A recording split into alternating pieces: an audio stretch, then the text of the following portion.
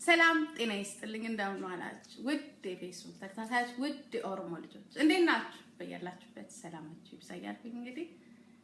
ዛሬ ቅዳሜ ነው ቀኑ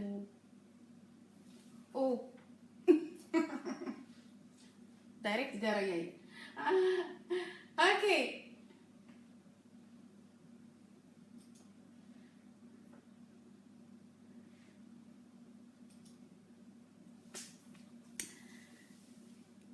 ገረጎና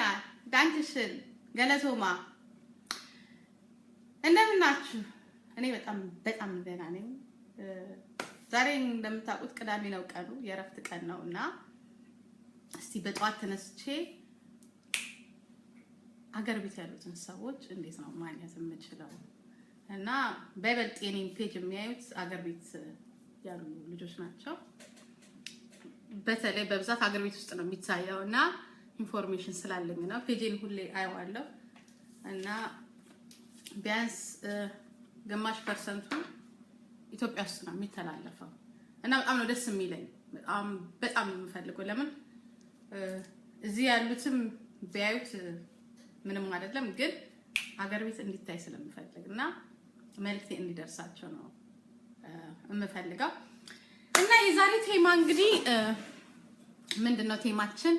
አንድነት ነው ናንቺ ለምንድነው አንድነትን ማትሰብኪው ለምንድነው ስለ አንድነት ማታወሪው ለምንድነው ኢትዮጵያ የሚለው ነገር ከአፍሽ የማይወጣው ለምትሉኝ አዳምጡ እንግዲህ ተከታተሉኝ ማለት ነው እኔ ለምንድነው አንድነትን ማልሰብከው ለምንድነው በኢትዮጵያዊነቴ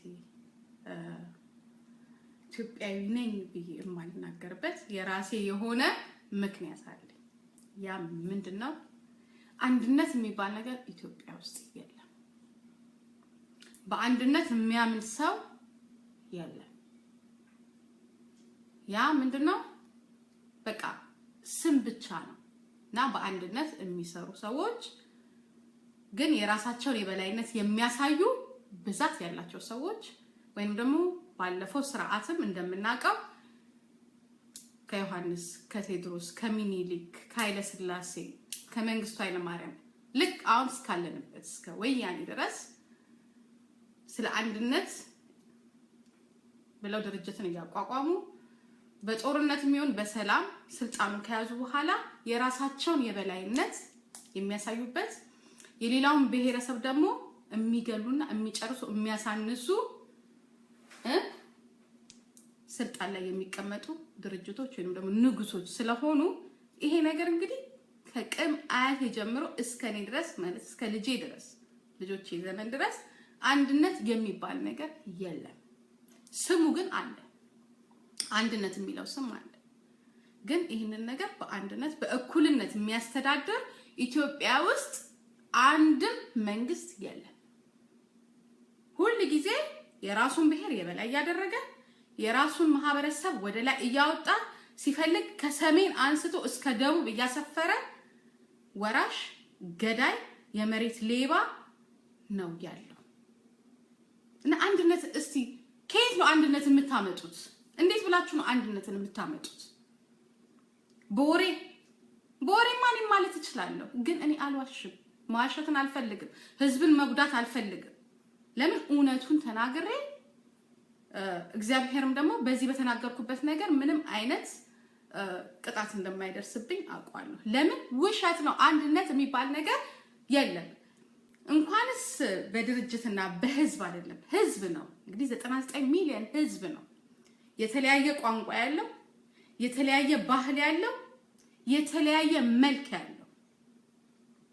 እንግዲህ ይሄንን ነው አይደል አንድ እናረጋለን ብላችሁ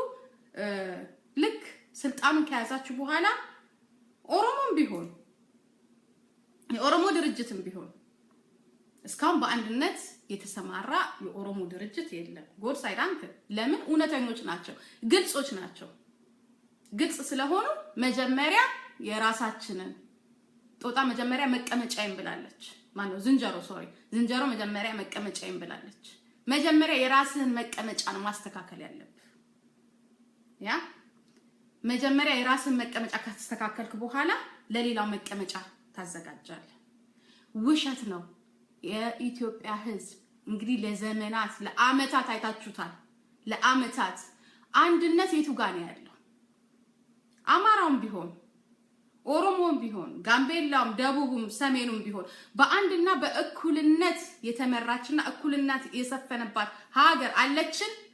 እኔ ዛሬ ኢትዮጵያዊ ነኝ ብዬላው እንደ ኢትዮጵያ ሆኜ ላውራችሁ በዚህ ባለፉት ዘመናት እስካሁን ድረስ በአንድነት ህዝቡ በአንድነትና በእኩልነት የኖረ አለ በዛች ሀገር ውስጥ የለም በቃ የለም ስለዚህ ይሄ ምክንያቱ ምንድነው ብለን ማሰብ አለብን ለምንድነው ምክንያቱ የተለያየ ብሔር ስላለ የተለያየ ቋንቋ ስላለና ያለውም ደግሞ ሰው አድሎኛ ስለሆነ እንውሰድ በሚኒሊክ ጊዜ ምንድነው የተከሰተው ህዝቡ ሳይፈልግ ከሰሜን ወደ ደቡብ የሰፈረበት ወይንም ፈልጎም ሊሆን ይችላል የበላይነትን አግኝቶ የኖረበት በኃይለ ሥላሴም ጊዜ እንደዛው በደርግ ጊዜ ትንሽ ይሻላል ለምን ስላልነበረው እሱ መግደል ነበር የሚያበዛው ማሰር ከሱም ይበልጡትን ምሁር የሆኑትን ዕውቀት ያላቸውን ሰዎች በማሰር ነበር ጊዜውን ይፈጀው ወያኔን እንውሰድ ህዋት የትግራይ ነፃነት ግንባር ያ ህዋት ብሎ ተነሳ ግን አንድ ነገር መናገር የምፈልገው የህወሓት መንግስት ወይም የህወሓት ድርጅት ወደ ኢትዮጵያዊነቱ ወደ ነፃነቱ ሲገባ የትግራይን ህዝብ ነፃ ለማውጣት እንጂ ኢትዮጵያዊንም አንድነት የሚለውን ይዞ አይደለም የመጣው። ግን በኋላ ላይ አላማቸውንና እቅዳቸውን ቀይረው ወደ ብሔር ብሔረሰቦችን መብት የሚከበርበትን አንድ ላይ ሆነ ኢትዮጵያ የምትባለው ሀገር ለማስተዳደር የማንኛውም ብሔር ብሔረሰብ መብት እንዲከበር ወደሚለው ገብተው ይኸው ለዚህ ዛሬ ለዚህ ደረሱ ማለት ነው። ይህ ግን የሆነ ምንድነው የአንድ የብሔረሰብ የበላይነት የትግሬ የበላይነት የትግሬ ከዛ ከትግራይ ማህበረሰብ የወጡ ሰዎች ድርጅቱን ይዘው የራሳቸውን ህዝብ ማህበረሰብ ከፍ በማድረግ የሌላውን ደግሞ ማህበረሰብ በመጫን ዛሬ ለዚህ በቅተናል እና የትኛው ቢመጣ ነው ለዛች ሀገር ለአንድ የሚያስበው? የለም፣ ውሸት ነው። የለም እንበልሻው መለስ ዜናዊ የትግራይን ህዝብ አይወክልም እንላለን። መለስ ዜናዊ የትግራይን ህዝብ ካልወከለ ሚኒሊክ ደግሞ የአማራን ህዝብ አይወክልም እንበል። ግን የሚኒሊክ ነገር ሲነሳ ብዙ አጼዎች የሚያማችሁ አላችሁ። ለምን? ሚኒሊክ የአማራን ህዝብ ካልወከለ መለስ ዜናዊም የትግራይን ህዝብ ካልወከለ ሚኒሊክ እኛን ከጎዳ ሚኒሊክ የሚለው ስም መስማት አንፈልግም። እንዲያው ይሄ ስርዓት ለዛች ሀገር ወይም ለዛች ህዝብ አልጠቀምም። ስለዚህ ሚኒሊክ የሚለውን ነገር እኛ በሚኒሊክ ጊዜ ተጎድተናል ወይንም ደግሞ አልቀናል ወይንም ደግሞ ሞተናል ስንል የአማራው ህዝብ ለምንድን ነው የሚያመው? ኃይለ ሥላሴን እንበል። የኃይለ ሥላሴ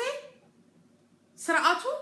የኢትዮጵያን ህዝብ ጎድቶታል ወይንም ደግሞ ስርዓቱ ጨቁኖታል ስንል ለምንድን ነው የአማራው ህዝብ የሚያመው?